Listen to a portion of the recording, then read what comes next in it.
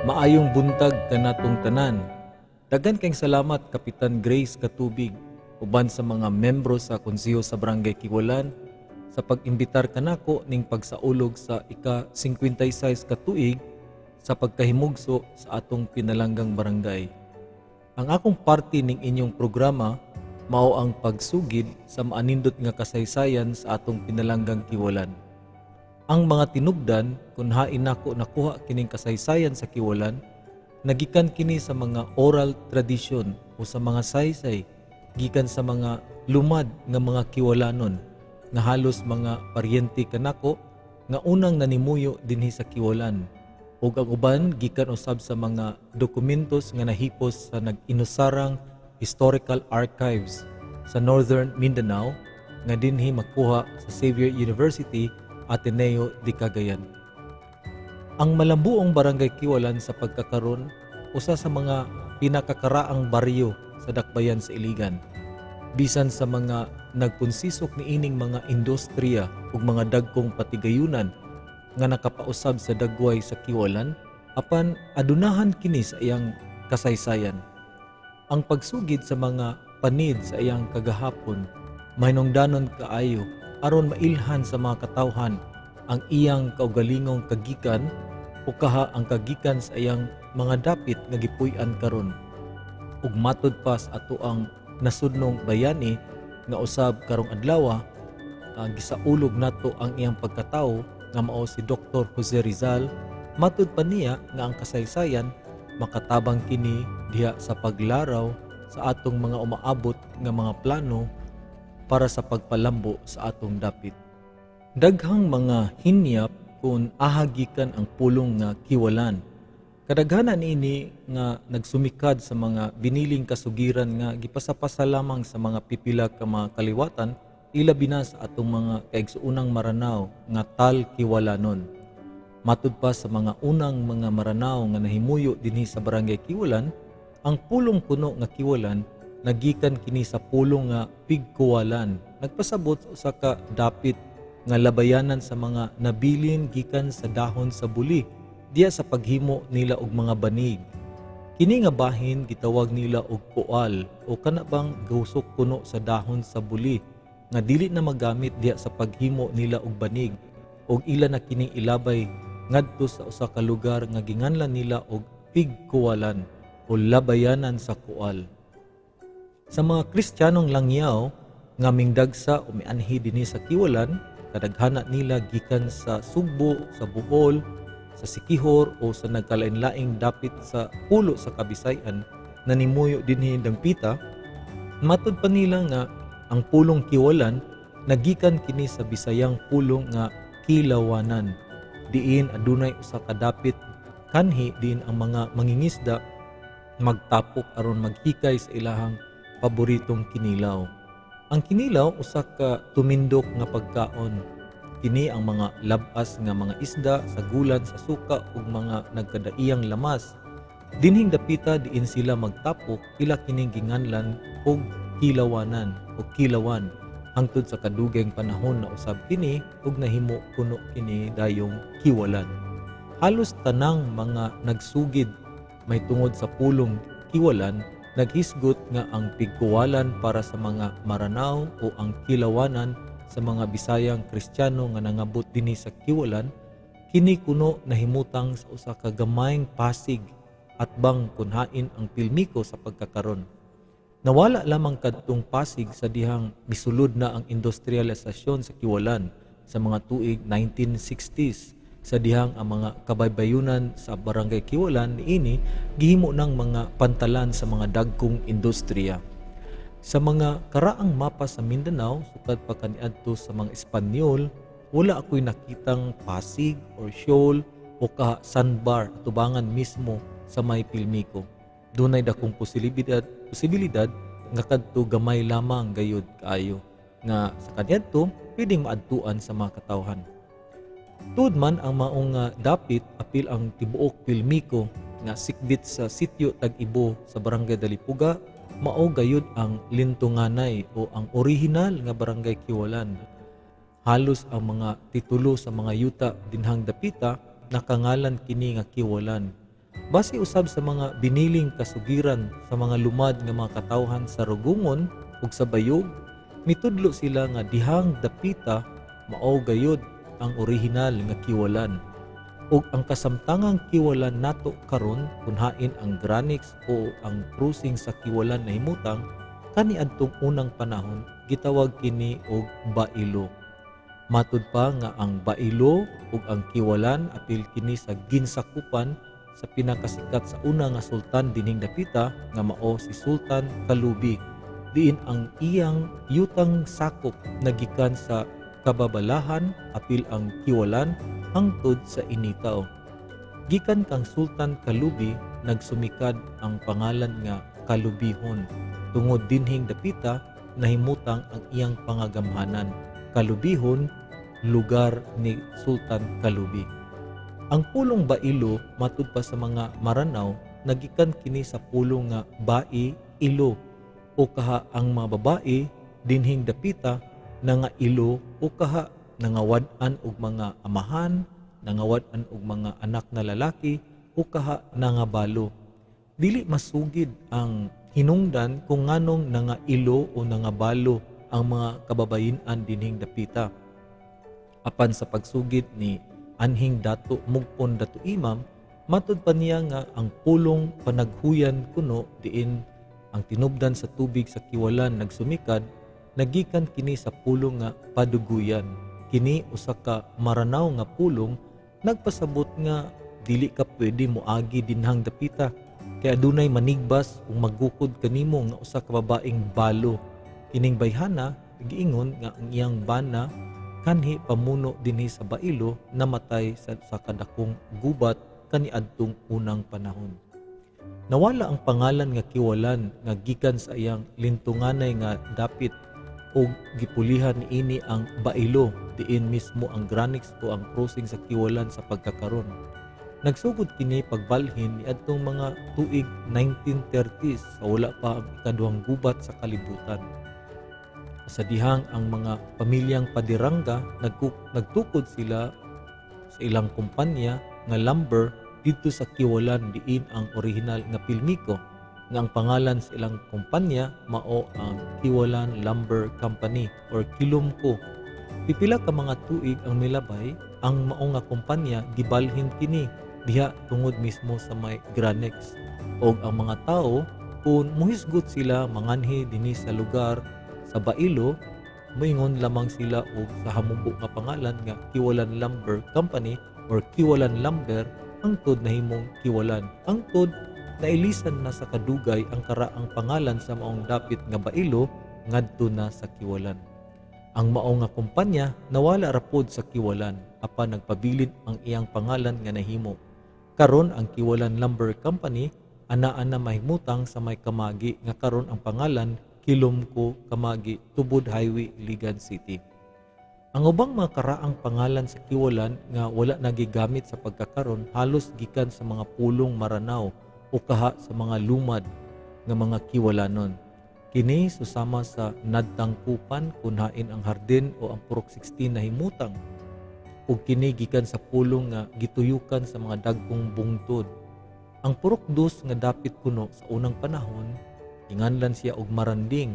Ang matuog nagpasabot kini sa pulong nga kanipaan o daghang nipa ug apil sakop sa Bailo kaniadto mao ang Kababalahan nga kunhain na himutang karon ang City Hardware sa may barangay at Akmak.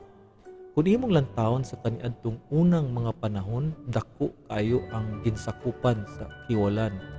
Una ang tibuok Pilmico, ang Nagtangkupan o ang tibuok Kalubihon, ang Tubigan, ang Lirop, ang Matuog, ang Maranding, ang Bailo nga ana taliwala sa Kiwalan karon ug ang Kababalahan nga sakop na sa Akmak sa pagkakaron.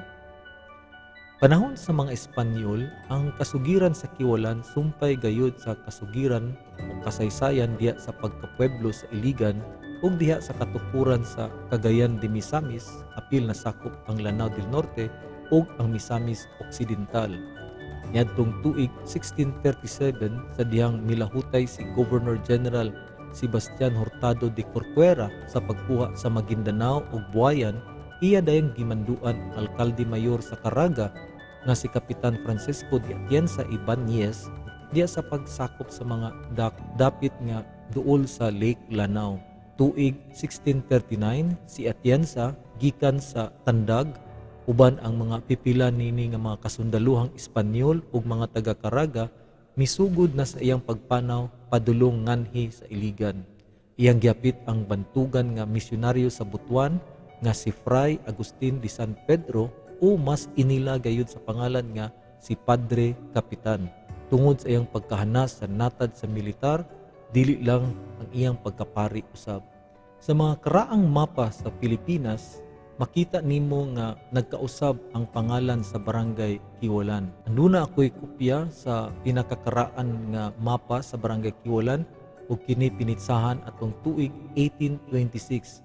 Ug makita nimo diha sa mapa nga gipahimo ni Don Nicolas Indreli, usa ka opisyal nga Espanyol, ang ngalan nga iyang gibutang dining dapita mao ang gitawag og Kigualan. Ana usab ako'y kopya sa usa ka laing mapa nga gihimo para sa Reyna sa Espanya atong tuig 1862 nga gihimo ni Teniente Don Manole Roldan. Unang makita nimo ang dapit sa Kiwalan nga ginganlan og Fond or F-O-N-D or Fond Kinalang. Fond nagpasabot siya sa Espanyol nga Fondeadero o Pantalan. Sa akong koleksyon sa mga karaang mapa sa Kiwalan, mao kini ang pinakaunang naghisgot nga ang Kiwalan usa ka pantalan. Sa Iligan makita nimo wala kay makita nga pantalan. Nagpasabot lamang nga adunay dakong posibilidad nga ang una ug ang nag-inusarang pantalan sa Iligan nahimutang kini dinhi sa Kiwalan. Pagkasunod tuig atong mga tuig 1863 adunay gihimo nga mapa si Don Claudio Montero sa Espanyol ug aduna ako'y kopya sa iyang mapa. Nagpakita gyapon ang pangalan dining dapita nga Fondeadero Kinalang o Pantalan sa Kinalang nga karon ginganlan natog Kiwalan ug walay laing pantalan nga imong makita sa mao nga mapa gikan sa alubihid sa Misamis Oriental padulong sa Lanao kundili dinhi lamang makita sa Kiwalan. Ug atong tuig 1864 gitagsa-tagsa na gayud nila og himo ug mapa may tungod sa mga pantalan sa tibuok Mindanao. Ug usa ini mao ang pantalan sa Kiwalan. Sa mao nga mapa, interesting kaayo kay makita nimo ang pantalan anaa gayud nahimutang diya sa may dapit sa Purok Utso padulong ngadto sa Pilmico sa pagkakaron. Duna ko'y laing mapa dinhi nga gipinitsahan og 1887. Ang tawag ani nga Mapa Ethnographico Mindanao y Hulo, diin ang kini nga mapa gipakita ang nagkalain-laing mga tribo dinhi sa Mindanao. Sa parting dapit dinhi sa Kiwalan, kung makita nimo sa mapa, ikuluran kaninila og orange. Ug ang mga tribo nga ania dinhi nahimutang sa Kiwalan gitawag nila Antigo Kristiyano o mga karaang mga Kristiyano. Walay laing tribo nga nahimutang dinhi sa Barangay Kiwalan. Ug ato sang tuig 1887 nagpahimo usab og mapa ang mga Spanish colonial government sa ilang plano nga maghimo sila usa ka tren dinhi sa dakbayan sa Iligan padulong sa Marawi. Ug makita nimo nga special sa ilang mapa, kita nimo detalyado kaayo ang mapa sa sentrong bahin sa Iligan ug ang usa lamang exit padulong sa norte gitawag nila going to Kiwalan. Dinhi niyo makita nga gawas sa Iligan usa lamang ang giila sa mga Espanyol mao ang Barangay Kiwalan. Ug atong tuig 1895 dunay dakong giyera dito sa Marawi nga gipanguluhan ni Governor General Blanco, Spanish Governor General sa Pilipinas. Ug sa iyang pag-atake naghimo siya usa ka mapa inganlan niya Itinerario del Camino Militar de Iligan a Marawi, meaning ang iyang itinerary of travel gikan sa Iligan padulong sa Marawi. Ug makita nimo sa iyang mapa ang mga nagkadaiyang mga kampo sa mga army dinhi sa Espanyol padulong sa Marawi ug nagsumikad kini sila sa usa ka dakong pantalan sa may norteng bahin sa Iligan ug makita nimo ang pangalan sa pantalan sa Kiwalan. Og espesyal kaayo mga kaigsunan tungod kay atong tuig 1887, ang Spanish colonial government sa nasod sa Pilipinas nagpahimo gayud sila og usa ka espesyal nga mapa para lamang sa Barangay Kiwalan. Ug ang titulo niini nga mapa mao ang Costa Oriental de la Bahia de Iligan in el Norte de Mindanao, Fondaderos de Kiwalang y Iligan. Binitsahan kani og tuig 1887. Makita nimo sa mismo nga mapa ang sentrong bahin sa dakbayan sa Iligan, dayon gisundan din kini sa usa ka punta Kanaway, dayon sa Estero Bayog, punta sa Labaw, dayon lugar di Matuob. Siguro mao kini ang lugar di Matuog. Dayon makita dayon nimo ang Barangay Kiwalan nga ginganlan lag Puerte Kiwalang. Dayon dunay makita nimo sa mapa usa ka estruktura nga gitukod sa mga Espanyol nga ginganlan nilag Camarin o ang pantalan dinhi sa Barangay Kiwalan. Duna ako'y nakita nga usa ka karaang picture mga kaigsuonan.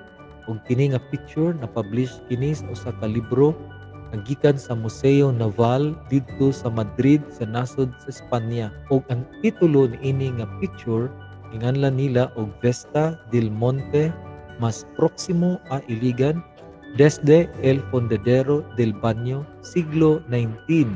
Sa Binisaya pa kita kuno dinhi ang usa ka dakong bukid nga duol sa Iligan diha tungod mismo sa pantalan. Ug base sa eksplikasyon kaninyo sa mga mapa sukad pa 1826 hangtod 1897, wala may laing pantalan nga giila dinhi sa Iligan kundili ang Fondadero o pantalan nga ilang ginganlan dinhi man nahimutang sa Kiwalan. Sa akong dakong pagduda mga kaigsunan, kini nga picture nga gikan sa Museo Naval sa Madrid mao kini ang Fondadero de Kiwalang o ang Kiwalan. Posibleng mao kini ang pinakakaraang picture sa Barangay Kiwalan. Sa panahon sa mga Amerikano, hinay-hinay na dayong nangabot ang mga katawhan nga gikan sa laing dapit sa Visayas dinhi sa Kiwalan. Aning panahon na ang Kiwalan usa pa ka sityo sa Barangay Dalipuga. Sa dihang mibulag ang Santa Filomena sa Dalipuga, miuban niini ang Kiwalan. Halos tanang mga katawhan sa Kiwalan nagtungha sa ilang primera edukasyon dito sa Barangay Dalipuga. Dili pa baryo ang Kiwalan ining panahon na kung giilan nila si Leon Dagisunan isip Teniente del Barrio. Pero ning panahon na ang ilang mga pamunuan ubos pa sa Barangay Dalipuga o kaha sa Barangay Santa Filomena. Panahon sa ikaduhang gubat, daghan sa mga batan-ong kalakin-an dinhi sa Barangay Kiwalan nagsilbi sa nasod pinaagi sa pagtubag sa panawagan ni Commonwealth President Manuel L. Quezon sa pagsulod sa pagkasundalo.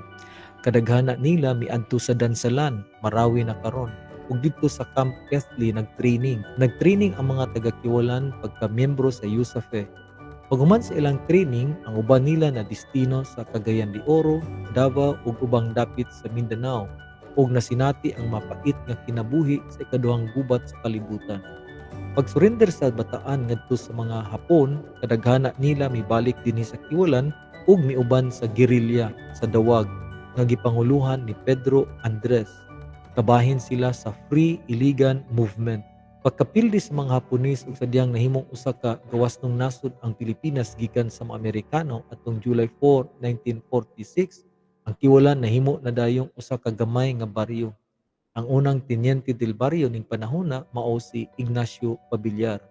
Gisundan dayon kini sa pagka-Teniente del Barrio sa iyang igsuon nga si Claro Pabillar. Sa dihang giilisan ang posisyon gikan sa Teniente del Barrio ngadto pagka Barrio Chairman, gipili dayon sa mayor sa Iligan si Santiago Contemplo isip ikatulo nga pamuno sa Kiwalan. 56 ka tuig ang milabay. Usa ka balaod ang gipasaka dito sa ubos balaoranan sa Kongreso sa Pilipinas. O kini nga balaod mao ang Republic Act 4314. Diya sa pagtukod nga opisyal na nga barangay ang Kiwalan, bulag sa Barangay Santa Filomena. Kung ang ubang barangay sa dakbayan sa Iligan gitukod lamang sa usa ka ordinansa, unique ayo ang Barangay Kiwalan tungod kay ang iyang pagkatukod base sa usa ka nasudnong balaod nga gipasaka dito sa ubos balay balaoranan sa lower house ug gipasaka dito sa Senado gipirmahan kini ni kanhi President Diosdado Macapagal. Sa kasugiran sa Kiwulan, si Kapitan Santiago Mosloy Contemplo mao ang unang pinili o elected barangay captain ug gisundan dayon kini siya sa una niyang konsehal nga mao si Engineer Roman Ares pagka barangay captain sa Kiwulan. Tuig 1989 nagpahigayon ang nasod ug piniliay sa barangay nga gamit ang collegiality rule. Aning panahona napili si Philadelphio C. Villaruya isip barangay chairman sa Kiwulan. Ining panahona ang Republic Act 7160 nga mao ang Local Government Code of 1991 mao ang nahimong Biblia sa pagdumala sa barangay. Atong eleksyon sa barangay adtong 1997 nakadaog pagkapunong barangay si Roman Bato Itom. Sa eleksyon sa barangay atong tuig 2002 napili ako pagkakapitan dinhi sa barangay Kiwulan. Ako ang pinakaunang SK chairman, ipulihan ang mga kabataang barangay panahon ni Marcos. Napili akong pagka-SK chairman atong tuig 1992 sa panahon ni Kapitan Villaruya. Ug ako ang pinakaunang elected nga kapitan sa Kiwulan nga dinhi mismo natawo sa atong barangay sa Kiwulan. Si Kapitan Antonio P. Alon, usa ka retiradong sundalo nga taga Bukidnon, panaminyo ug lumad nga Kiwulanon, napili pagkakapitan sa Kiwulan adtong tuig 2010. Sa pagkakaron ang kasamtangang kapitan sa Kiwulan mao si Engineer Griseta Hermosilla Labalan Katubig nga sa kasaysayan sa Kiwulan siya ang pinakaunang babae nga kapitan dinhi sa barangay Kiwulan. Ang pangagamhanan sa Kiwulan anaa mahimutang sa barangay hall sa Kiwulan. Kahinumduman nga ang unang karaang barangay hall sa Kiwulan nga nagsilbi sa Kiwulan sulod sa duha ka dekada natukod panahon ni Kapitan Santiago Contemplo. Apil pud ini ang Kiwulan Sports Gymnasium nga sa iyang panahon gitawag kini og Tomas Cabili Sports Center. Ang dalan gikan sa barangay hall padulong sa gate sa Kiwulan Elementary School ginganlan kini og Contemplo Boulevard, pahinumdum sa mga nahimo ni Kapitan Contemplo dinhi sa Kiwulan. Niadtong tuig 2004 nakapalit ang barangay. Panahon nako isip kapitan sa Kiwulan ug usa ka luna nga yuta dito sa Matuog. Ang mao nga yuta gidonar kini namo ngadto sa Department of Education para sa katukuran sa Kiwulan National High School ug gibaylo ang mao nga yuta nga anaa karon nahimutang ang barangay hall ug ang gymnasium. Ang pagtukod sa Kiwulan Elementary School bunga kini sa mga paningkamot sa mga ginikanan niadtong mga tuig 1950s para ang mga kabataan dili na makaadto sa Santa Filomena. Ang unang building nga natukod hinimo kadto sa kapahina sa mga taga Kiwulan. Pinaagi sa mga unang magtutudlo sa Kiwulan susama ni Ma'am Anacorita Awitin, silang Miss Leticia Sadernas Bayula ug Miss Sukinyo Tenerefi. Mismo sa kanhi barangay Kagawad, Juana Bado Tingson ang miadto gayud sa Manila sa Malacañang. Nakig-atubang sa presidente sa Pilipinas para formal diya pagpangayo og mga building sa pagtukod sa Kiwulan Elementary School. Tungod ni Kagawad Juana Bado Tingson nangatukod na dayon ang mga school buildings sa mao nga tulungaan. Pinagi sa pagpaningkamot ni Miss Virginia Nadayag, uban kanako ug ang akong mga kagawad, gilabi namo dito sa Senado ang pagpasar sa balaod paghimo ngadto sa Kiwulan National High School, bulag sa Iligan City East High School. Ug napasa dayon dito sa Senado ang Republic Act 10500 sa opisyal nga katukuran sa Kiwulan National High School. Sa panahon sa kapistahan ni Senior San Roque, ang Kiwulan inila kaayo sa iyang kabibo ug kaaligre. Ang Miss Kiwulan gayud ang pinakainila kaayo. Nahimong unang Miss Kiwulan atong 1950 si Miss Teresita Salsos Nabong Gamboa. Ang tagkaron anaa nagpabilin gihapon ang mao nga kalihukan. Mga pasundayag susama sa mga drama, paugnat sa kusog, susama sa basketball, softball, boxing, ug uban pa naiapil na gayud diya sa kapistahan. Sa karon ang Kiwulan malambuon ubos sa administrasyon ni Kapitan Grace Katubig, ang unang kapitana dinhi sa barangay Kiwulan.